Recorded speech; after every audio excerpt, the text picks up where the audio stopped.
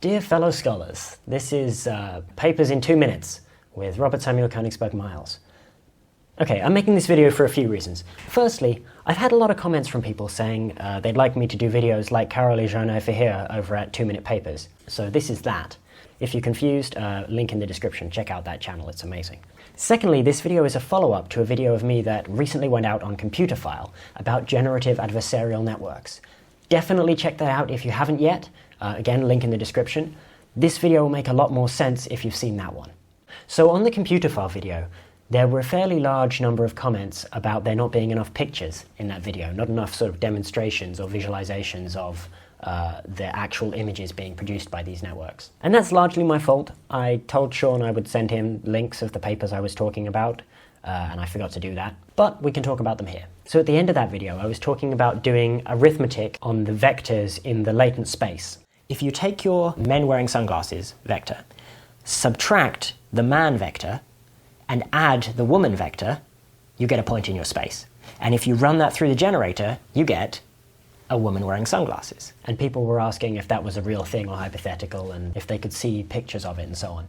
So that came from this paper, Unsupervised Representation Learning with Deep Convolutional Generative Adversarial Networks, by Radford and Metz. And I was talking specifically about figure 7. There's a link to this paper in the description as well. So you can see here you have a bunch of images of men wearing sunglasses, and then the average of all of those latent vectors is this image of a man with glasses. Then we do the same thing for a man without glasses and a woman without glasses. And then we can do arithmetic on those input vectors and find that man with glasses minus man without glasses plus woman without glasses gives us images of a woman with glasses. They've also got another one here in this same figure that does the same thing with smiling.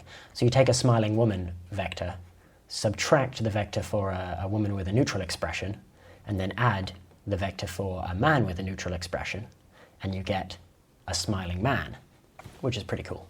So we can see that movements in the latent space have meaning in human understandable aspects of the image. I also mentioned that if you sort of take that point and smoothly move it around the latent space, you get a smoothly varying picture of a cat. Now, when I said that, I'd never actually seen anyone do it. I just figured from the mathematics that it was possible.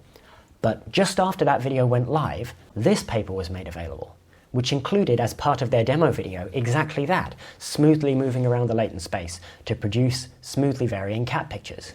And the results are terrifying, actually. I like how the network decided that black bordered white text in impact font is an important component of a cat image. I wonder how that happened. But the core point of this paper relates to something else I said in the Computer File video. They're fairly low resolution right now. Pro tip, whenever you mention some limitation of AI, always add right now or yet, because there's probably someone out there at that very moment working on something that'll prove you wrong. Anyway, this new paper uses a fascinating technique of growing the neural network as it's being trained.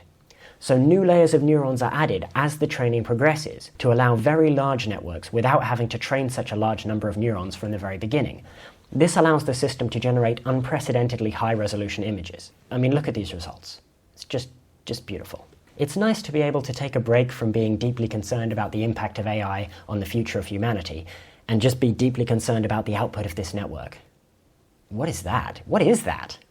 Ugh. Anyway, I'm sure you're now wondering, assuming I can get this video out before everyone's already seen this, what it looks like to smoothly move around the latent space for this celebrity faces network. It looks like this.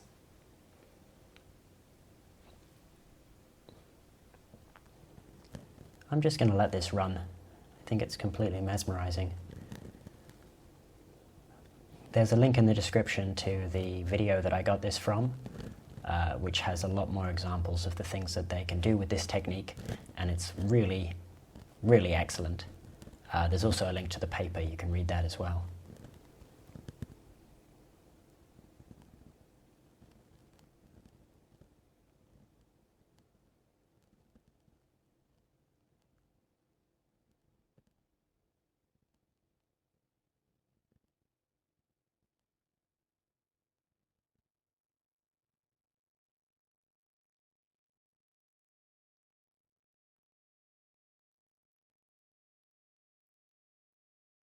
I want to thank my generous patrons, these people.